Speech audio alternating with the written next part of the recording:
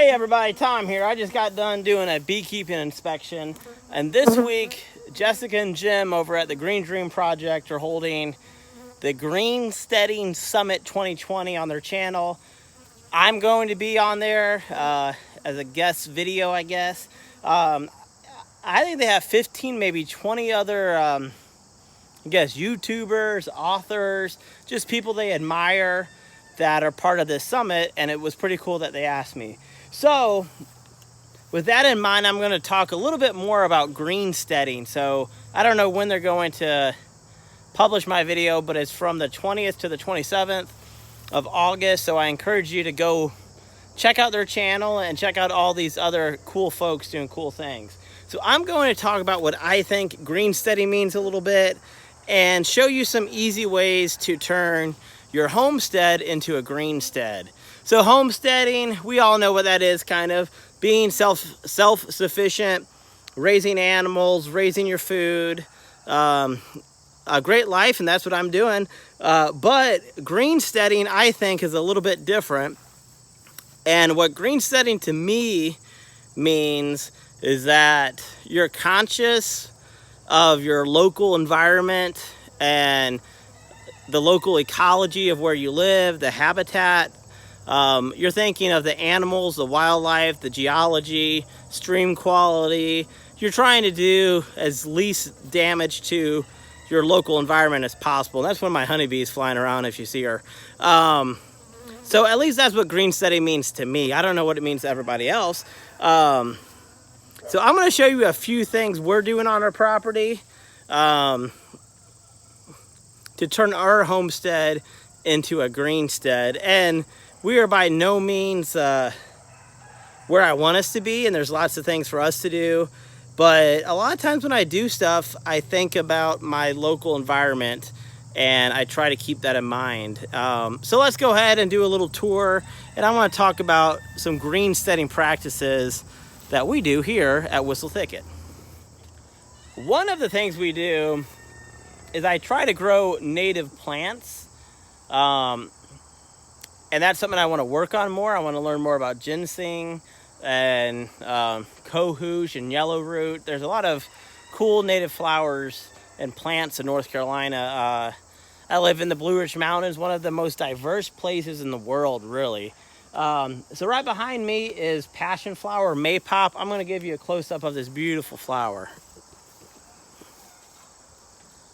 Isn't she pretty? Isn't she lovely? So Maypop is actually a native plant in North Carolina. It's beautiful. The native pollinators love it. And you can make a jelly out of it. This is my first time in 3 years that this plant has gone so well and beautiful. So I haven't made any jelly from it until this year. So I'm really hoping that that happens. We've had a lot of rain. I hope that doesn't ruin the fruit. But just using native plants, we have some elderberry patches up there. That's also a native to the Blue Ridge.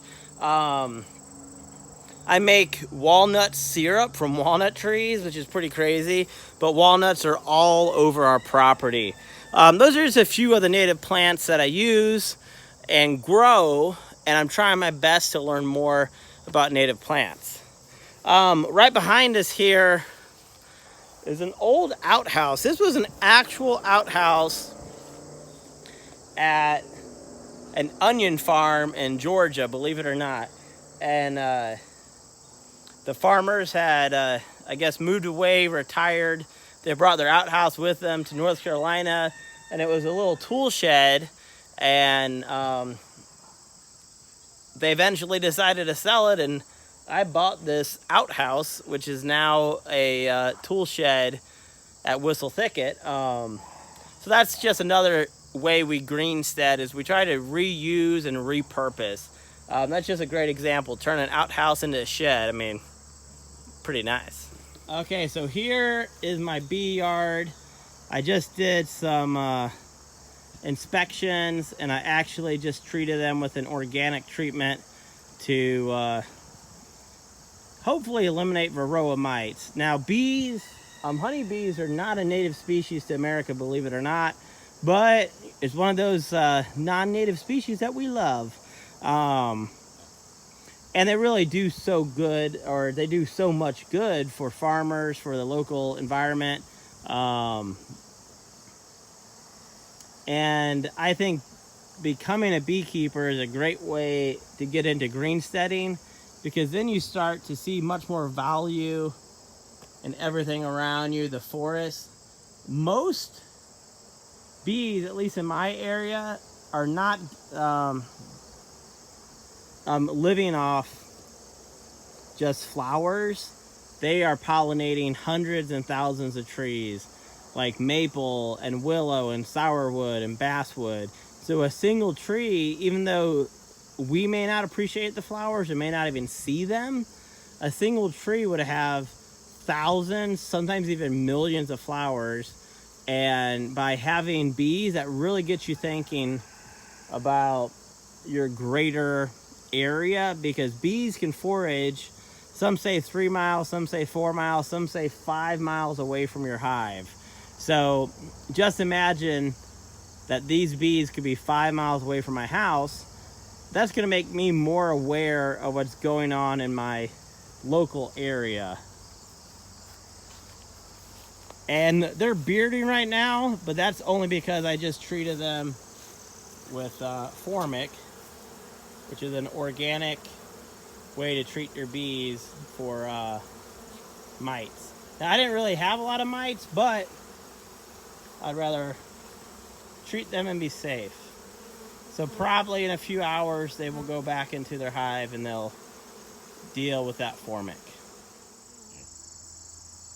So this is goldenrod here, which is actually blooming early. It's only mid-August right now. But this is another part of greensteading, if you ask me. And, you know, it's not that I'm lazy. Sometimes I am. But if you can have a part of your property where you don't mow, just imagine that. There's going to be, of course, there's going to be weeds. You're probably going to get some invasive exotics. But for the most part, if you're lucky and manage well, hopefully, you're also going to get a lot of native plants. So I have Queen Anne's lace in here. There's some elderberry. There's some Joe Pye weed. There's goldenrod. So this here is going to be a little wildlife hub for the local critters, for the native bees, for hummingbirds, for native pollinators. It's hunting grounds for dragonflies. There's really a lot you can do if you can rewild a part of your property. A lot of our prairies are in peril across America. I'm not saying this is anything close to a prairie, but I mean, you know, we have monarch butterflies, we have milkweed. So if you can not mow your grass, or don't mow your grass as often, and even that's going to help. Now, if you look, of course, this is mowed. Our horses eat most of this pasture, and then I bush hog parts of it.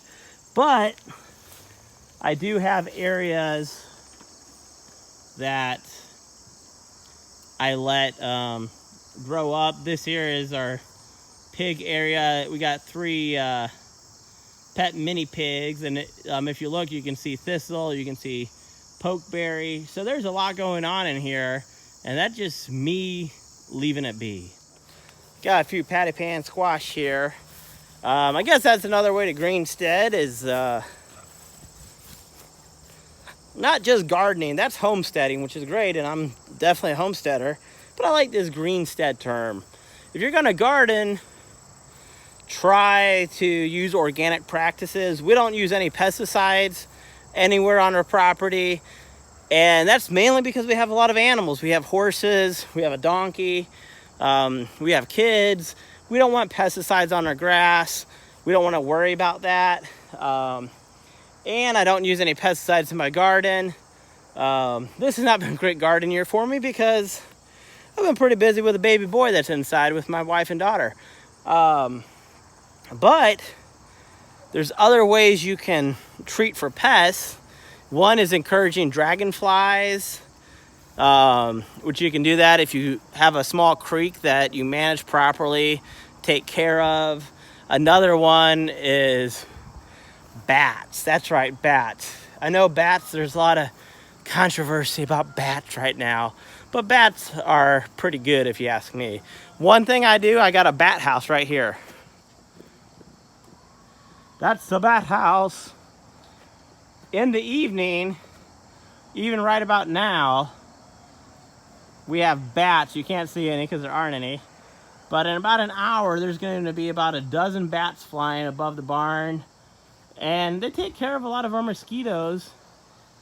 And that's just another organic way to greenstead. A few more ways to greenstead here. One is to have a pollinator garden. And I know this doesn't look great because it's August. But there are still a few flowers blooming. There's some gladiolus, some calla, my mint's blooming, my obedient plant. There's a lot of stuff actually still flowering. The lemon balm's flowering, the oregano.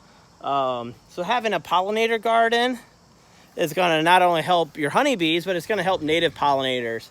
Again, in the mornings right now, this time of year, we have lots of butterflies. We have hummingbirds that are coming. It's just amazing.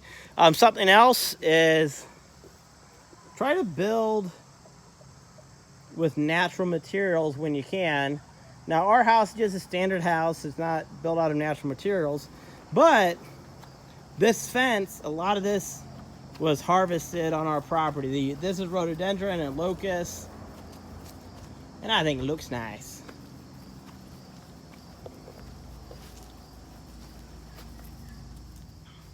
There's a bunch more ways to greenstead, but really it's using what you got and thinking of your environment and not just your homestead when you're doing stuff. We have a little creek on our property, more like a spring. I consider ourselves the steward of that spring. If we can keep it nice and not polluted, we're doing our part until it leaves our property. And that's just one little thing we can do. We have 13 acres of woods, and we have trails being built back there. And I know that's taking some trees down, but that's actually going to help the forest in some ways because it's going to open up some spaces. Those down logs are going, or trees are going to be wildlife habitat, really, when you think about it. So even though there's going to be some short-term damage to the woods there, in the long term it's going to be a lot better, really. So I just hope you enjoyed this short video about greensteading, and really this video is just to put your attention on the Greensteading Summit over at Green Dream Project going on this week. And I can't wait to see those videos that everybody's going to be sharing, and I can't wait to learn from other people, because that's what I really enjoy doing. I love to teach what I know, but I also love learning, because if you don't, if you aren't a lifelong learner, then I think that'd be kind of boring, because I'm always ready to learn something new. So until next time, keep on dreaming.